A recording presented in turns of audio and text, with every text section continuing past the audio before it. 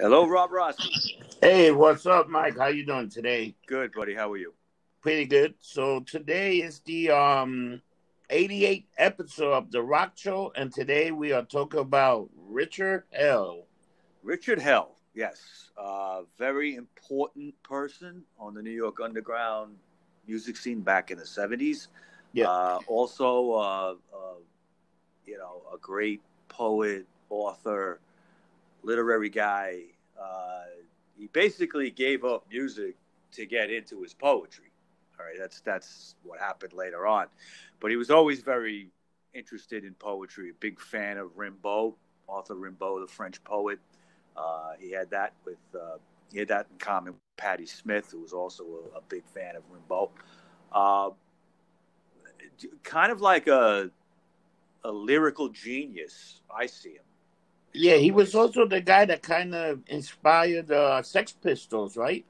Oh, well, yeah. I mean, without Richard Hell and his, fashion sense early on, there wouldn't have been the British punk scene the way it went, because he was the guy who wore spiky hair, okay, Mm-hmm. and he also would, shred up his T-shirts and put them back together with safety pins. If you remember the book Please Kill Me, okay, Yeah. which is all about the New York underground scene in the 70s, that title, Please Kill Me, comes from a shirt that Richard Hell had where he wrote that on it. It said, Please Kill Me. Okay, Wow. went on stage like that. And Malcolm McLaren, who in 74 was managing the New York Dolls, saw Richard Hell perform on stage as Television, in the band Television, Yeah. and took that idea back to England and dressed the Sex Pistols up like that. So, that's where that comes from. Wow. Yeah, very important.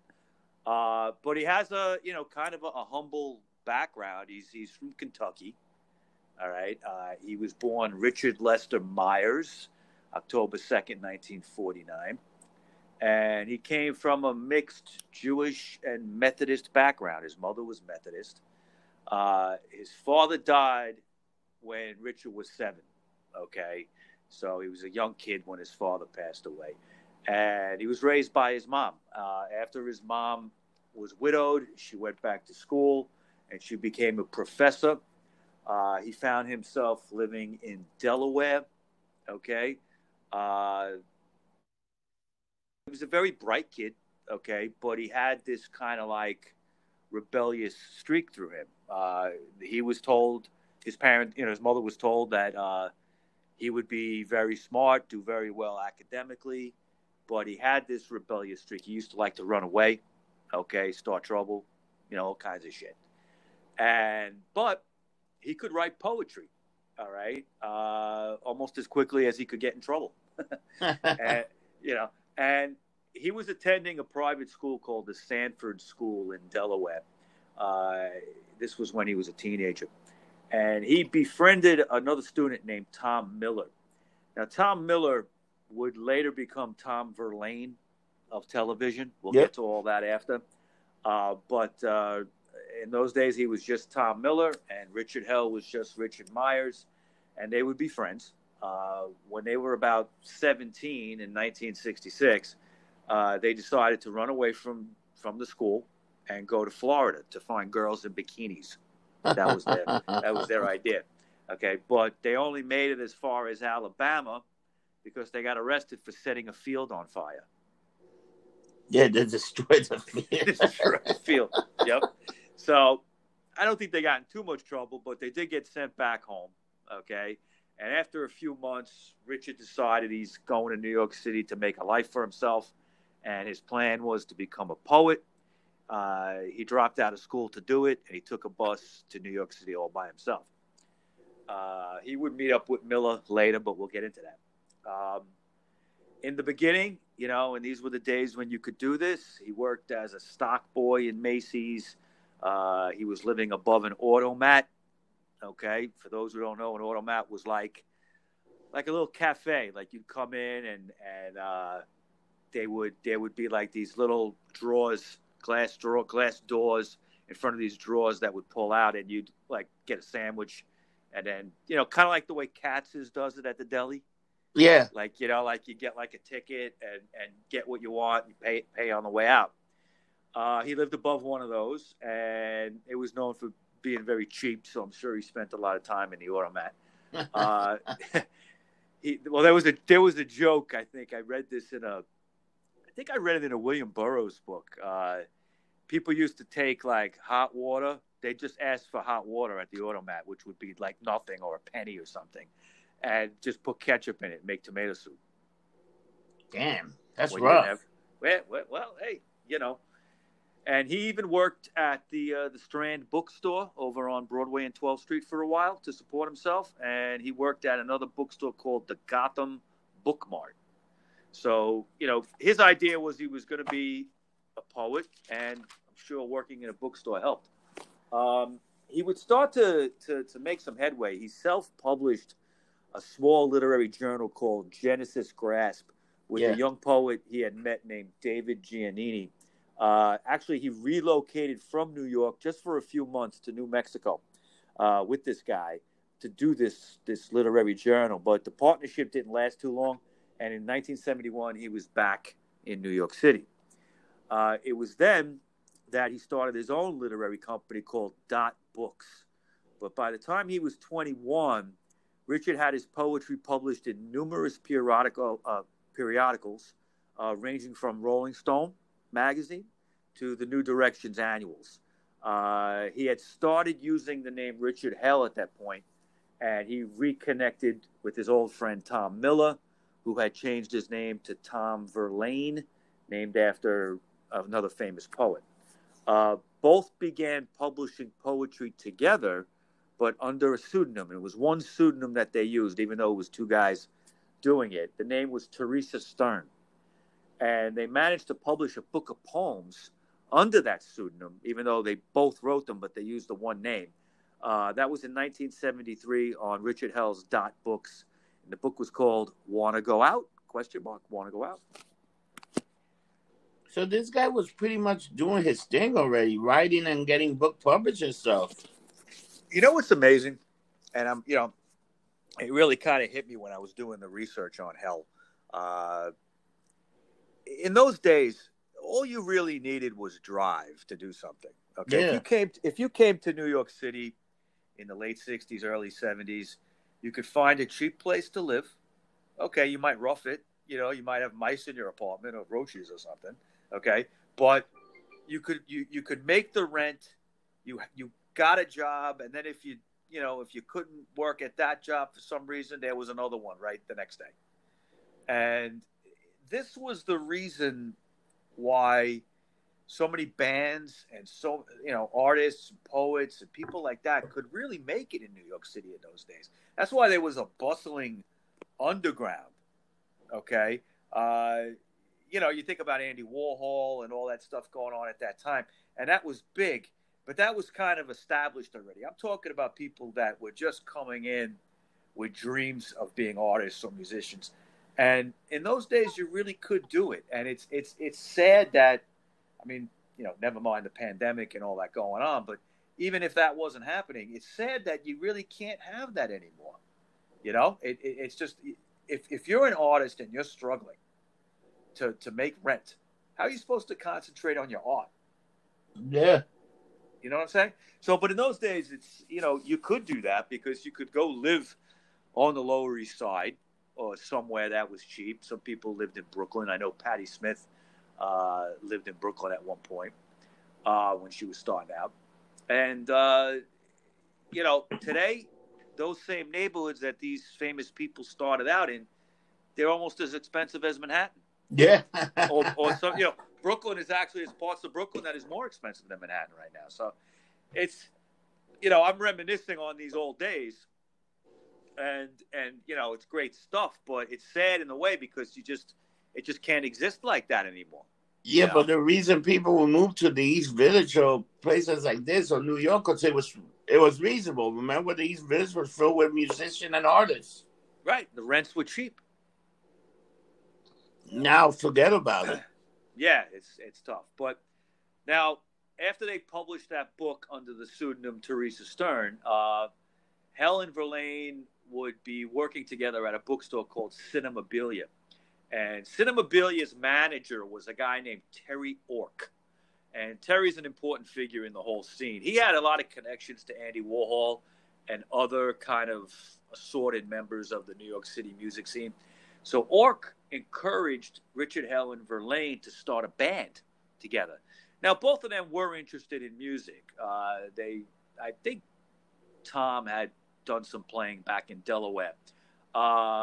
Richard really, I think, might have dabbled a little bit with some bass or guitar, but they were into like garage music, like stuff like what Lenny Kaye had put out in the Nugget set, stuff that you hear on Little Steven's Underground Garage these days on the radio, on satellite radio. But Ork encouraged them to start a band, and they thought it was a great idea. So they called it the Neon Boys. Yeah. And originally they were a three-piece. They picked up a drummer named Billy Ficca, who they were friends with. So it was Hell on bass, Verlaine on guitar, okay? They would both trade off vocals, and Billy Ficca on drums. Now, this lineup would never play live, okay? They lasted, I think, close to close to a year, but they never played live. They did record a little bit, and some stuff would come out like years later. A song called Time, a song called Don't Die, That's All I Know, and Love Comes in Spurts. That's a track that, and Time is actually something that Richard Hell would record later. But Love Comes in Spurts would be done in various forms through Richard's career in the 70s. There was also a track called High Heeled Wheels that was recorded. Now, soon after forming this band, Ork, who was kind of managing them, would suggest Richard Lloyd as a second guitarist. Now, they agreed, but at that point they said, let's change our name. Let's stop with the Neon Boys. We're going to call ourselves Television.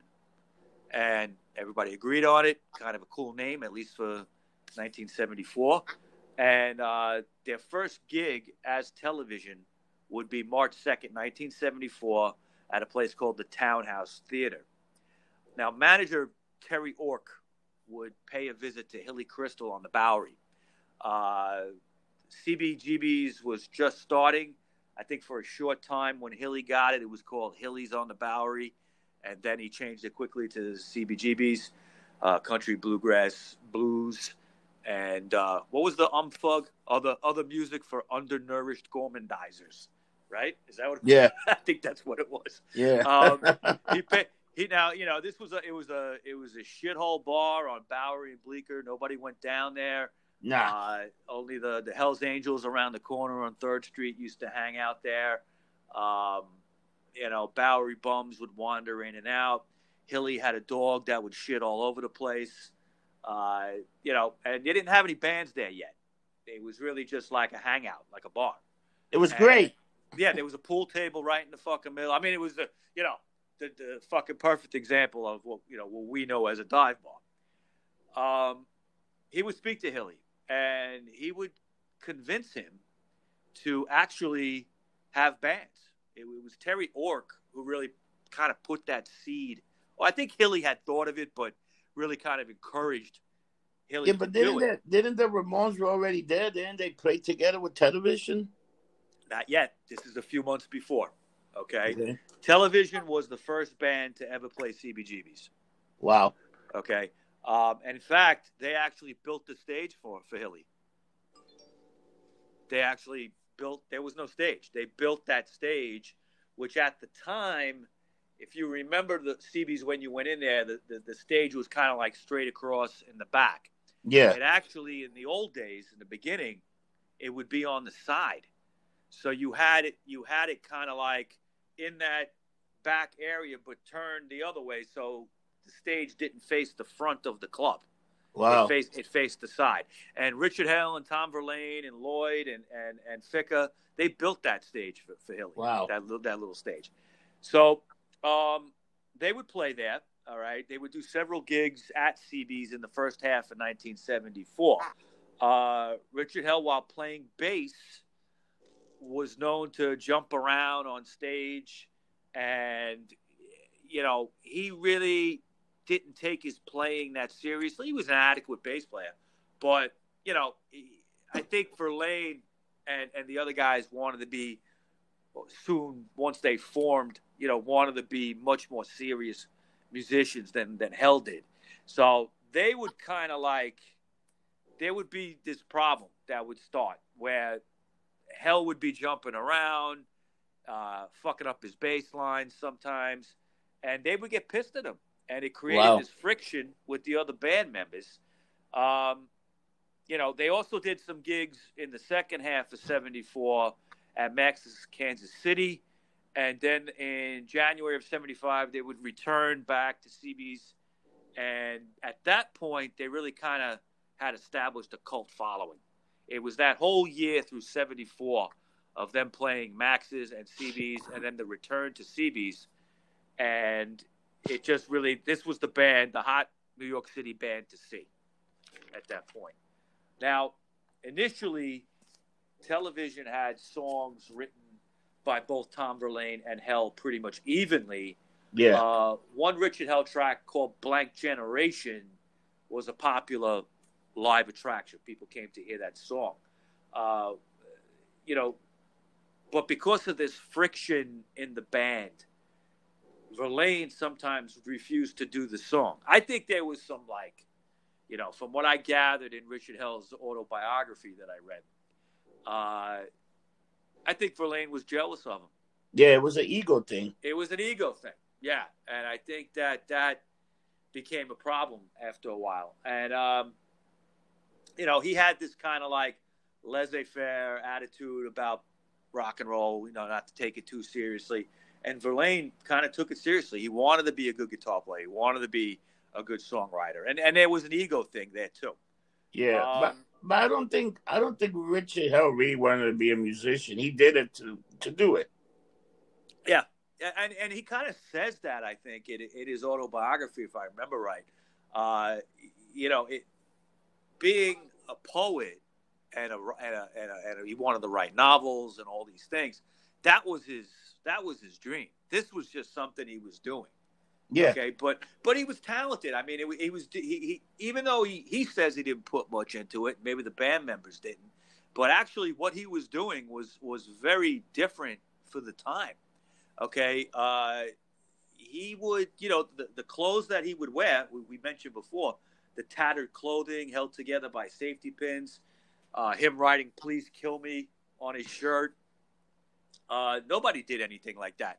And the song Blank Generation itself it's a classic song. You still hear it on jukeboxes all over the place in the Lower East Side. It's still always there.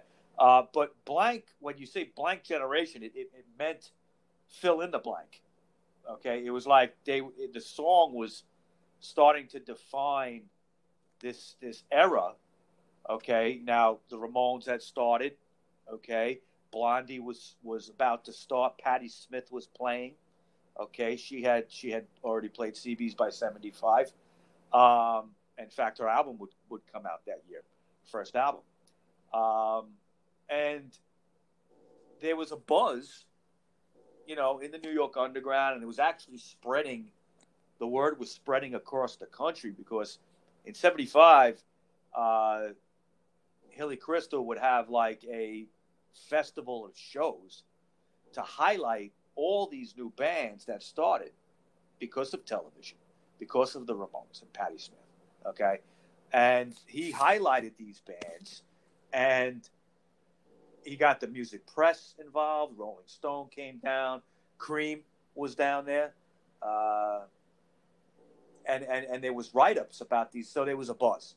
And Richard was right in the middle of that. Richard Hell was, Television were the pioneers of all that. Yeah, Television had a very popular album, I think. It got a few songs. Well, yeah. Now, that album was not out yet. Okay, that album would not come out until 76, I believe. Okay. Let me ask you, did he even play in that album? No, he didn't, right? That's what I was thinking. Yeah, now, at the time, like I was saying, Malcolm McLaren had seen all this stuff and brought everything to England. You had this, flowering kind of punk scene in England at that point. And television, despite this kind of internal friction going on between the members, they were getting fantastic reviews in the press. And I got to mention, in case you wonder, Richard Hell got his name from an Arthur Rimbaud titled poem called The Season in Hell. Okay, so that's how he got that. But in fact, the very first band review of television was written by Patti Smith, okay, in the Soho Weekly News in June of '74. And she raved about them, okay? She said this is like the future, you know? But by May of '75, these internal frictions between Hell and the other band members led to Richard leaving the group, okay? And he would be replaced by bassist Fred Smyth, and television would go on to make one of the most important albums of the '70s, Marquee Moon. And the tracks, you know, it was a total breakup. They didn't do any of Hell's songs, I believe. Yeah. Okay. You know what's funny? I'm surprised we haven't done a show on television. Yeah, I mean, we could. I mean, the two television albums in the '70s are, to me, fantastic. Fantastic seminal albums that everybody should own. They did reform. I think it was in like the '90s or early 2000s. They came out with an album that wasn't that good, but disregard that. But the two albums, Marquee Moon and Adventure, are both great. Richard Hell's not on them, but Verlaine, you know, I'm not gonna. I mean, he had a big ego, and him and Hell didn't get along. But I think he's kind of a genius in a way too. Yeah. The guitar sounds that he was getting, and the way he sang, and the song topics and stuff, very, very different. And shout out to Erin Shako, because she always plays the song Marquee Moon when I'm in the bar. So she knows I like that song. Now, the same week that Richard Hell left television, Johnny Thunders and Jerry Nolan from the New York Dolls left the Dolls. Yep. All right. Now, the Dolls kind of had been sputtering along for about a year. Malcolm McLaren was managing them for a while. He dressed them up in all red outfits, made them wear red patent leather, and they had a big communist hammer and sickle flag behind them, and that shit did not fly. Okay? Nah.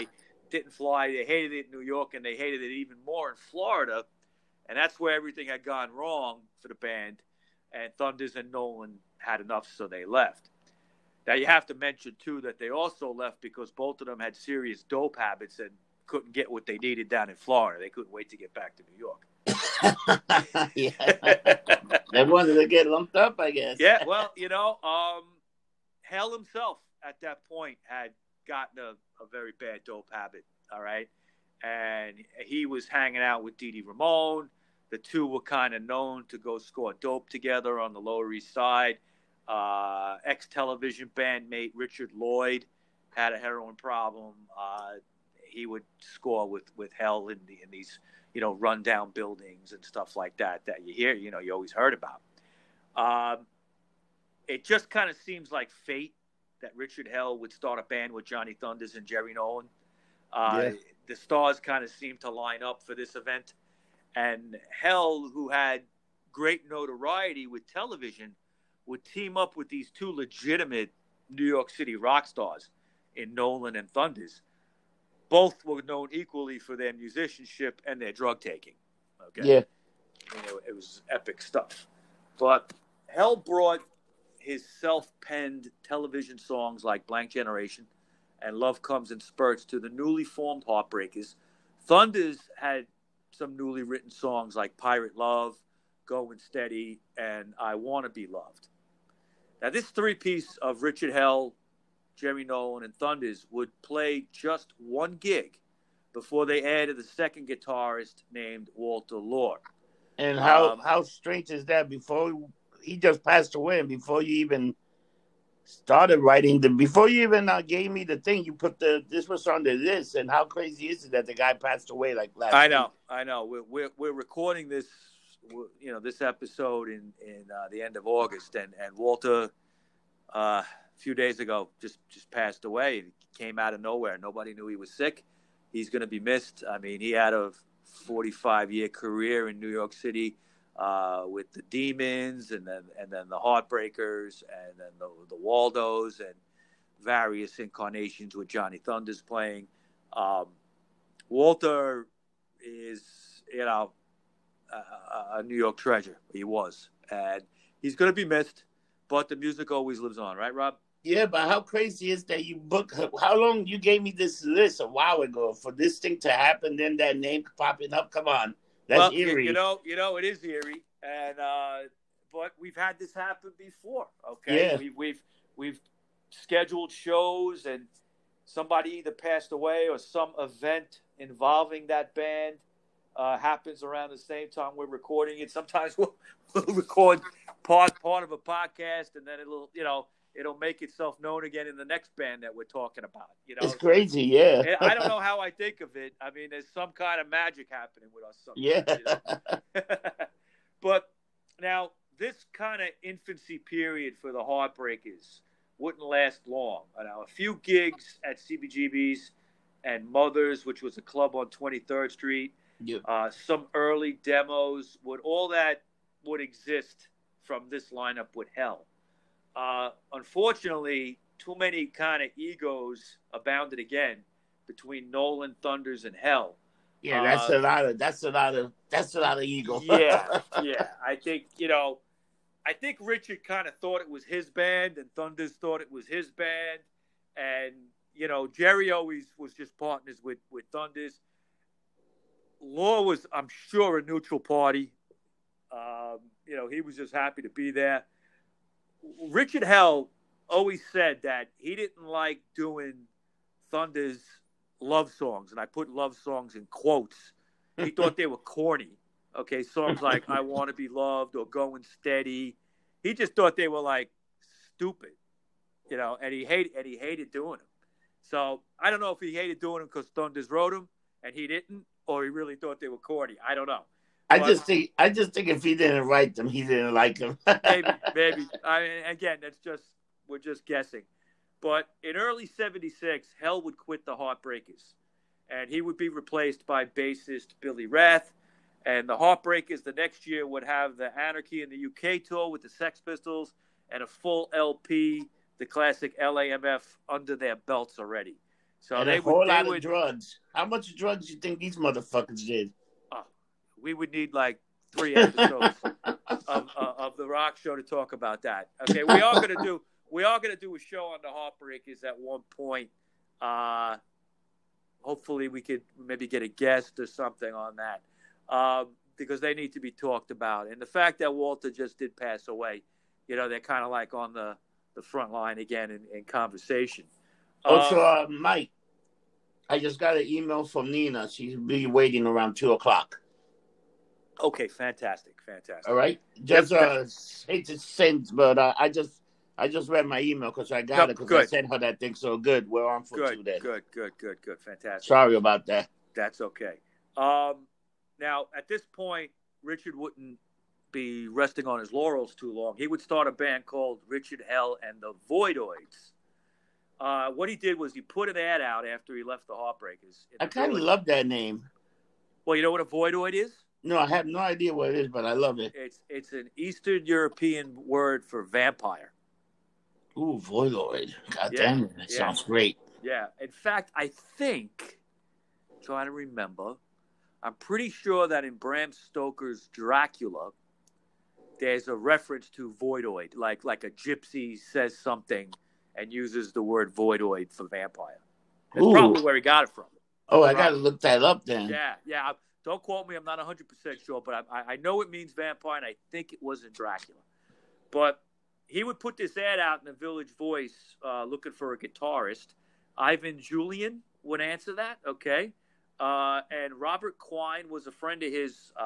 He used to work with at one of the bookstores. He played guitar. He joined up, and that kind of settled the bass player and the 2 guitarists. Now, they would need to get a drummer. And they would end up with Mark Bell. Okay, Mark Bell was playing with Wayne County probably one of the first, well, the first transgender rock star. Okay, Wayne County. Could do a show on him too. He's now Jane County, very influential person. Now Mark Bell, we all know, would become Marky Ramone a few years later, but he joined up with the Voidoids, and basically their musical influences, especially Hell's, were Bob Dylan, the Stones, the Beatles, but also the Stooges, the Velvet Underground, okay, especially the Velvet Underground. Hell's lyrics were definitely influenced by Lou Reed, no doubt, okay? Lou had changed rock lyrics right after that first Velvet Underground came out in 1967 because he was singing about things that nobody was singing about. He was singing about heroin. He was singing about street shit like hookers and drug deals and things like that. Bizarre sexual encounters, things that would be taboo to talk about in public. You might be able to get a book written with something like that. In fact, the Velvet Underground was actually named after a book, okay, about S&M, okay? Mm-hmm. Yeah, so that's, this kind of stuff was Richard Hell was interested in kind of like maybe taking it to another level in music, okay? Now, Robert Quine, was a tremendous Velvet Underground fan as well, and he had made hours of bootleg recordings of the Velvet Underground in the late 60s, all right? He followed them around on tour. I actually have this CD box set. It's fantastic. It's called the Quine tapes, the Quine tapes. And they would be eventually released like maybe 20 years ago, something like that. And they're very well done bootleg cassette recordings, remastered, transferred onto CD of these live shows that the Velvet Underground did in, I want to say, like 68, 69, across the country. Places like San Francisco. There's a few shows from there. I think also maybe St. Louis. I forget all the venues. But, there isn't much documenting that. Okay. There's a Velvet Underground collection called 1969. It's a 2-record set of their stuff taken from different shows, Texas, San Francisco, a few places. But this like Robert Quine collection, if you're into the Velvet Underground at all, you have to hear this. Hell's most well-known song still was Blank Generation. So he recorded it with this new band, the Voidoids, as a 7-inch EP on Terry Ork's Records. It was called Ork Records in 1976. The other tracks were You Gotta Lose and Another World. This was like a small EP on a 45 that they put out. The cover was a black and white photo of a bare-chested Richard Hell with his zipper kind of open on his pants. And the picture was, across his chest. The picture was taken by his ex-girlfriend photographer, Roberta Bailey. The single was an underground hit. And basically on that alone, it led to Sire Records being interested in them and signing them to a record deal. So March 14th, 1977, the Voidoids began recording their debut album on Sire. They got them producer Richard Goddard, to act as co-producer, as the band felt they would kind of be able to handle the producing. So Goddard was brought in to kind of help out. He would get a co-producing credit. And he was also a helpful songwriter to have around, to help around with arrangements and things like that. He had written the single My Boyfriend's Back for the Angels in 1963. Yeah. And he also wrote I Want Candy, by the Strangeloves. He was a member of the Strangeloves. And I Want Candy, of course, would be recorded many years later by the Malcolm McLaren managed Bow Wow Wow. You know what's funny about that? He was surrounded by some Richard Hell was always surrounded by very good musicians, or he always had a very good supporting cast around him. He did. That's a very good observation, Rob. He, definitely the the television stuff, and he had good management in Terry York, I believe. In the CBGB's movie, they have the Terry York character, and it's not a great movie, but you kind of get the impression that the guy was really behind television, and he was. I think he pushed them a lot. Yeah, he definitely had great musicians. Ivan Julian, Richard Lloyd playing with him, Robert Quine. Robert Quine's a very interesting guy. Maybe we'll do a show on him too. Kind of like he started off playing in the Voidoids. I think that was his first real gig.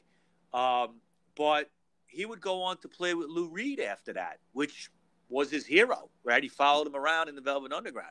So he had an interesting career, but he also died young, suffered from drug addictions and things like that. Interesting story.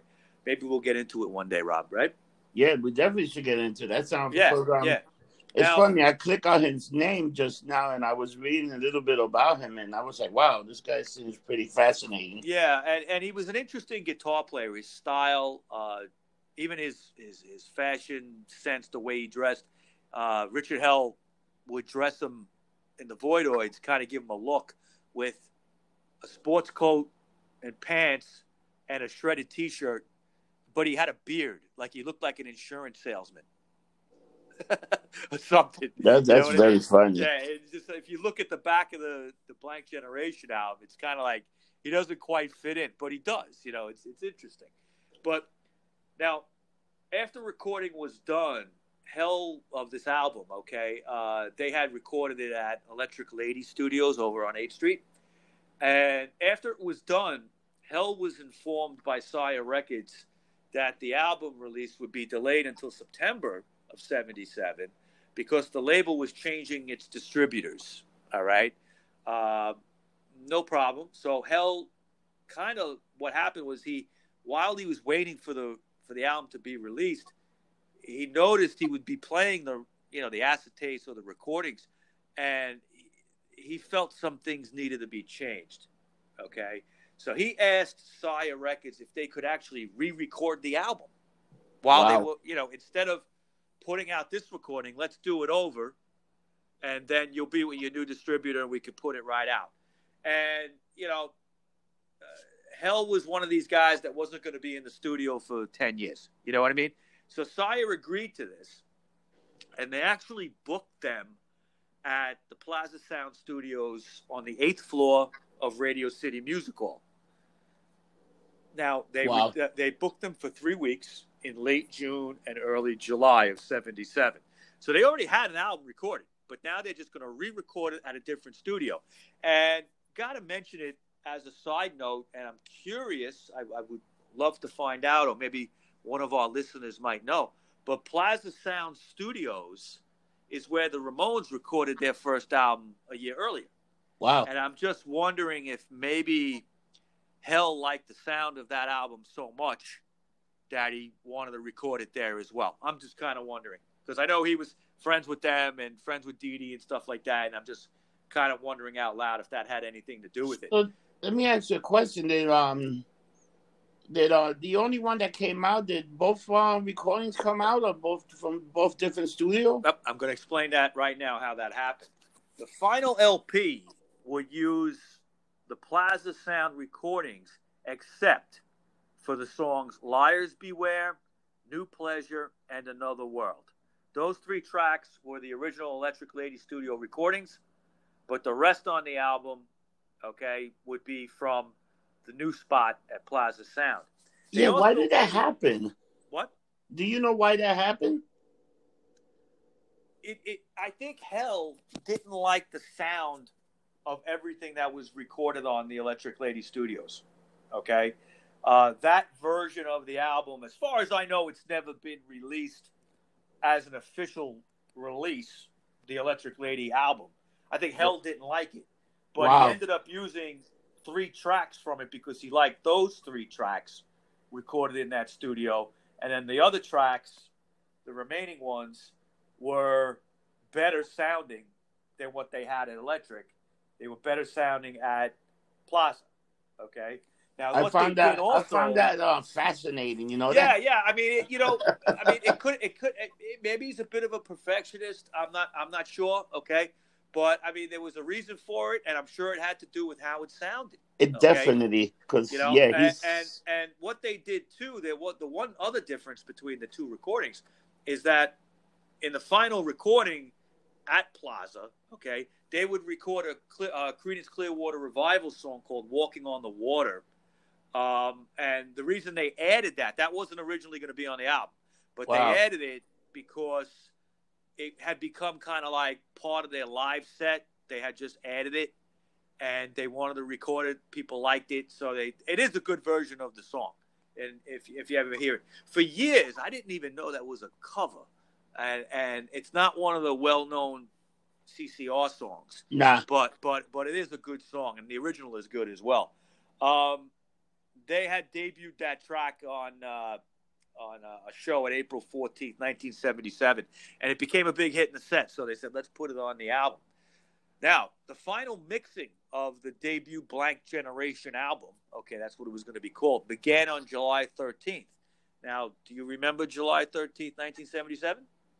July 13, 1977. Remember what happened? Was that the blackout? Yep. They were in the middle of mixing at Radio City, okay? They had started mixing it, and shortly after 9 p.m., the blackout of 1977 began. And, wow. All the looting, craziness was going on, rioting, and then they would have to leave, and it would delay the mixing until July 18th when it would be completed in one day. Basically, they just needed one day to do it. As an interesting side note, kind of to the album, it has a very cool mix to it. Quine and Julian both played Fender Stratocaster guitars, so they had the same kind of guitars. Both these guys traded their lead solo work back and forth depending on the song. So they didn't really. One guy wasn't always the lead. One guy wasn't always the rhythm. And that's something the Stones were doing too, okay, in the early 70s. Mick Taylor and Keith Richards would trade off lead and rhythm, okay, depending on the song. And it kind of worked between Julian and Quine very well. They had a good, partnership on guitar. But what they did too was like Mark Bell's drumming and Richard Hell's vocals and bass would be centered, okay, in the mix. So you'd get them in both speakers, all right? But Julian's and Quine's guitar would vary between left and right. Sometimes Julian was on the right, sometimes he was on the left, sometimes Quine was on the right, sometimes he was on the left, depending on the song. So it's a very interesting mix when you listen to it, if you're into that. It is a very interesting mix. That's like when we did the car show, I never realized the car had two different singers.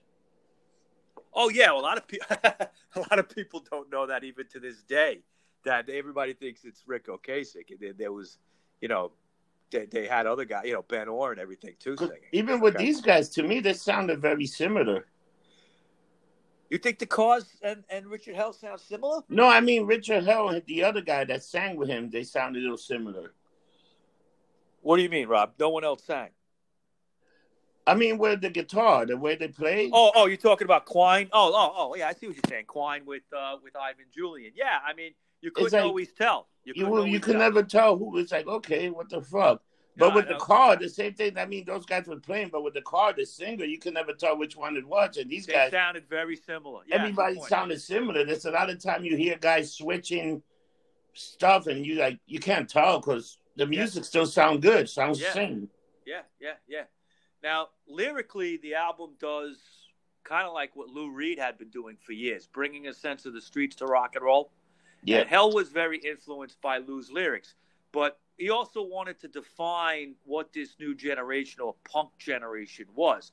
Yeah. And that's kind of like what I was saying before. The song Blank Generation, it stood the test of time, but the idea of a blank before the word generation was like fill it in for yourself mentality. All right. Yeah. It's like that's what punk was in New York City. It could be anything it wanted to be. All right. And the CBGB scene, all the bands sounded different. okay? You know, you didn't have really a clone of each other the way some of the British bands were. Now, the song would clearly influence the more kind of nihilistic UK punk scene. You know, you have the song Blank Generation, and then the Sex Pistols would have a song called Pretty Vacant. Okay, blank, vacant, you know, they got the idea. And then there was Generation X. Yeah.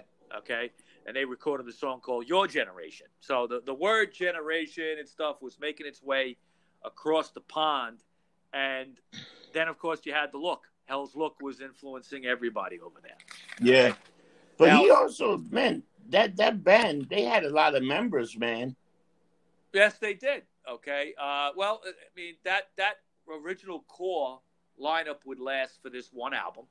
Okay, but he would have other guys play with him after that. We'll get into that shortly. It's amazing when you look at how many people play. I was like, motherfucker, man. Yeah. Now, one track that I got to mention about is a song called The Plan. And it's on side 2 of Blank Generation. I think it's the second to last song on that side. If you listen to the words of this song, okay, I mean, it's a thinly disguised description of a plan to impregnate a girl to make the female offspring the man's new lover.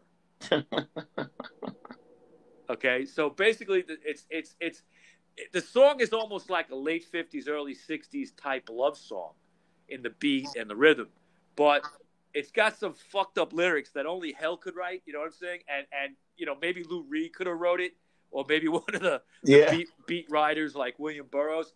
But he's just, at one point, he's telling the girl, his old girlfriend, about a plan, and she agrees to the plan, and she gets impregnated, and then has a daughter, and then a couple of lines later in the song, like, my daughter is now my lover. Oof. Yeah, like, I don't know what the fuck he was doing with that, man, but all right. The cover of the original album features a shirtless Richard Hell in black jeans with the phrase, "You make me," and like 3 dots, okay, written across his chest. And the back cover was the band in tattered T-shirts and Richard Hell with his spiky hairdo that he kind of credits to photos of poet Arthur Rimbaud. If you look up pictures of Arthur Rimbaud, he kind of had spiky hair. He looked like it. I don't know how he did his hair like that, but that was in the 1800s. Yeah. Over the next 5 years, Richard got deeper into heroin addiction, unfortunately, and the lineup for the Voidoids would change. Mark Bell left in '78 to join the Ramones, and he would forever be known as Marky Ramone after that. Now, Ivan Julian would also leave the band, making Robert Quine the only constant. Okay, in 1982, Richard would go back into the studios again to record the second and final Voidoids album called Destiny Street. The lineup would be Richard Hell on bass and singing vocals, Robert Quine on guitar. They got a guy named Juan Maciel, also known as No, on guitar, and Fred Meyer on drums. Meyer would go on to produce albums and play drums with Lou Reed. He would collaborate with Robert Quine a little while later after this album. And he would also be a sessions drummer. He still plays today, okay? He played with Lou Reed for a long time. He was about 18 when he joined this version of the Voidoids. The album would be recorded for ex-New York Dolls manager Marty Thau's label called Red Star Records. He did have some really strong tracks on this album. There was a song called The Kid with the Replaceable Head, Downtown at Dawn, Destiny Street, the title track. There was some good covers on it.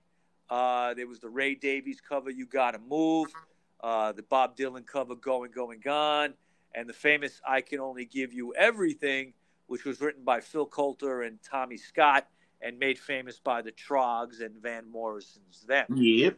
Now, this album was very well received, but it was kind of like a little too late, okay? Now, critic Robert Christgau said it was a great follow-up to Blank Generation, but the album sold poorly because punk by 82 had changed, and it was kind of waning at that point. New Wave was bigger. Yeah. And it was at this point that Hell kind of said he was going to give up on music and concentrate on his writing.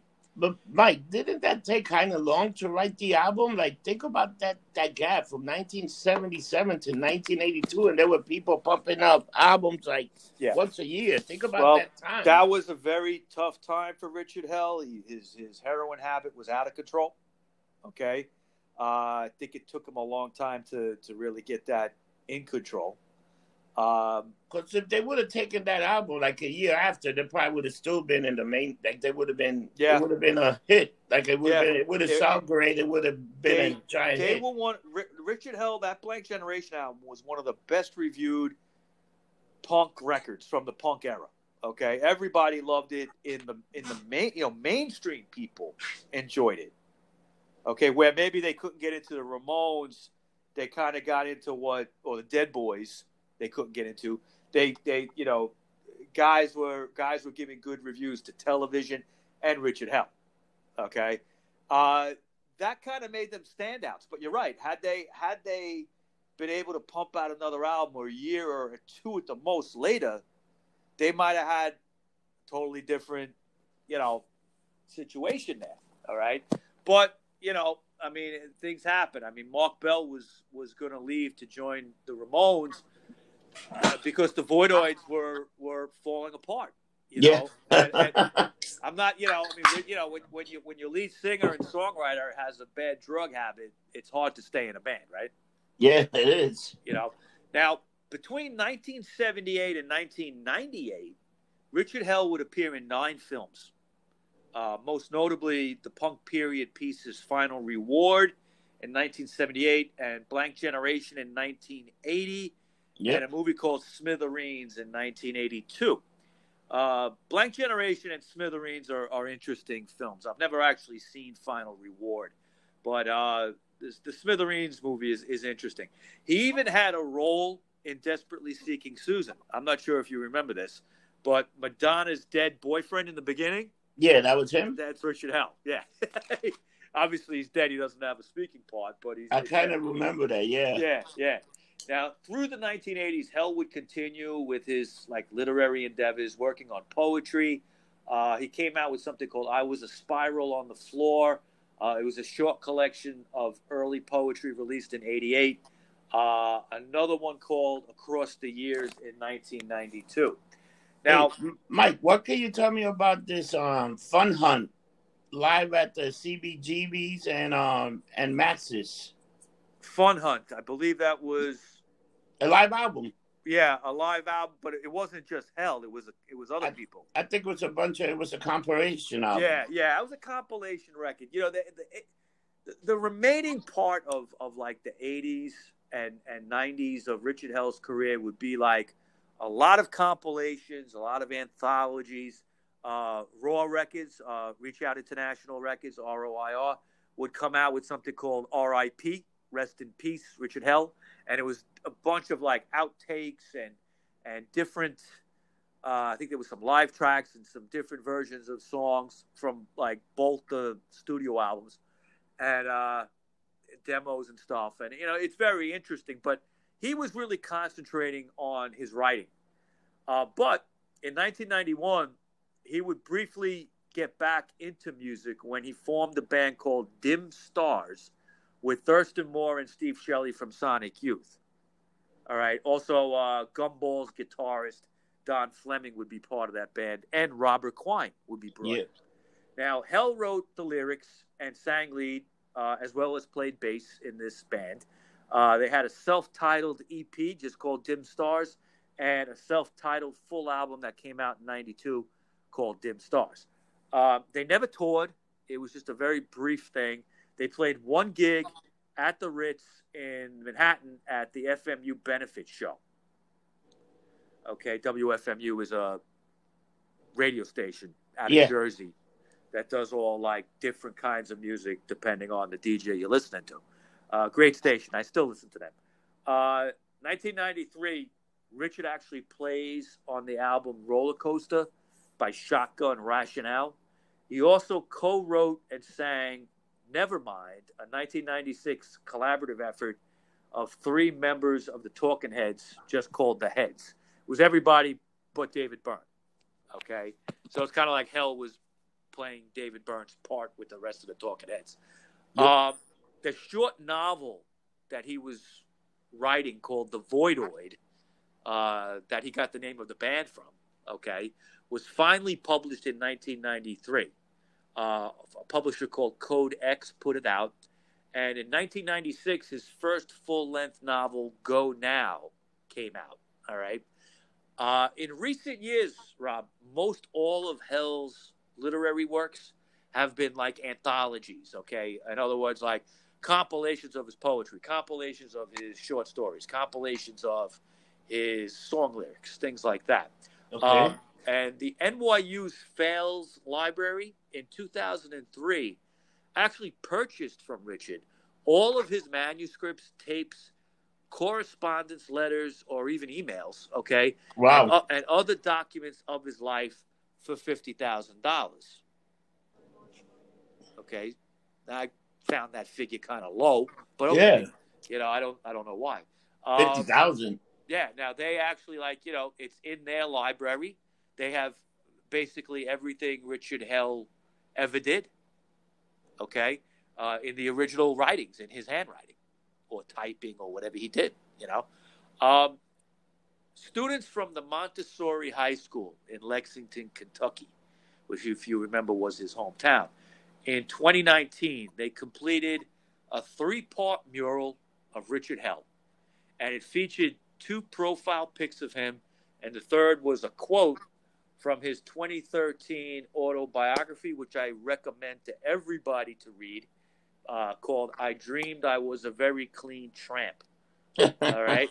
The quote is from the book that they featured in the mural, was this right here. It says, "This was in Lexington, Kentucky, when everybody was a kid. I looked for caves and birds and ran away from home. My favorite thing to do was run away. The words, 'let's run away,' still sounds magical to me." And that's what it was. When he was a kid, he used to run away all the time. So that part made his autobiography. I thought that was cool. I think it's a great book. I read it when it came out. Hell, if you're interested, read that book. If you're interested in him, that is kind of like, I guess, the Bible on his life. There really isn't much written about him. There aren't there aren't many books about Richard Hell and the Voidoids, unfortunately. They are mentioned all the time in the New York underground scene from the 70s. Please Kill Me is another great book if you're interested, written by Legs McNeil. That's done almost like an interview, the way the book, the format of Please Kill Me. It's like everybody contributes either with an interview or like a story about what happened in those days. And if you're interested in Richard Hell and the Voidoids, definitely read those 2 books. Let me ask you another question. What do you know about this Gone to Hell, the 2008 Vinyl Japan? Gone to Hell. Is that another compilation? It's a live albums. Live, yeah, I think it's a compilation of live stuff from before. Okay. From before. Yeah, like he hasn't played in a long time. Yeah. As far as I know. I haven't heard anything. I can see that thing in Japan, like him and that music going to Japan, and those fucking people will go absolutely ape shit. Yeah, I mean, they love everything American, so why not? How many bands have we talked about that got big in Japan? Yeah, which one was it? Cheap Trick one? Cheap Trick, yep. The Runaways. Runaway. Yeah. So that's all I got for you today, Mr. Rossi. Richard Hell. Yeah, you know what? A guy that had like such a 2 iconic album and such a like his career was short. Yeah, I mean, if you think about it, from 73, 74 was when they started playing music with him and Verlaine, through the live shows, which, I mean, I think it's kind of hard to understand today in 2020 how important these live shows were. Okay, I mean, it this was the days before the internet. Yeah, and he kind of made his bones as a live act before he recorded the Blank Generation album, and then unfortunately, got involved with drugs, and he goes into that a lot in his autobiography. Yeah, that's crazy. He's pretty candid. He lost quite a few years of his life because of it. But, Yeah, that's a sad thing. But he still managed to have a great career in music, and he's well respected and literary. In the literary world, he's very well respected. I have a few of his, little short story books and things like that. He's very, very, he writes very plainly. He doesn't use it's almost like simple words. Okay, he's not like using big words that you don't understand what he's saying, but just short stories. They all have a great point or something. It's very interesting writing. I like his writing. That kind of writing is always good. With his short story that they got some kind of weird lesson, that's always fascinating. Right. Okay, so that's it for us today. Where can we find you, Mr. Rossi? So you can find me anywhere on Instagram, Facebook, Twitter, anything lumped up, associated with getting lumped up, you pretty much can find me there. And Mike, so next week we're doing Generation X, and for the people that don't know, we're finally going to be doing some video. Yeah, it's been a while since we've done video on a consistent basis. We're going to do that again. We're going to be using the StreamYard, which is kind of like Zoom, and it's going to be great. We're back on. You can look at our ugly faces again. And Mike, where can I find you? Facebook under my real name, Michael Baker. Also on Facebook, we have the Rockshow podcast group page. Please look that up and join. Lots of stuff every day about the show and different things about different bands every day.